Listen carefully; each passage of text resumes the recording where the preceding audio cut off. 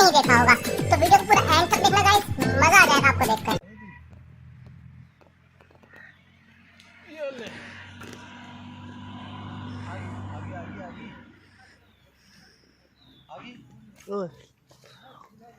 देखो भाई लकड़ी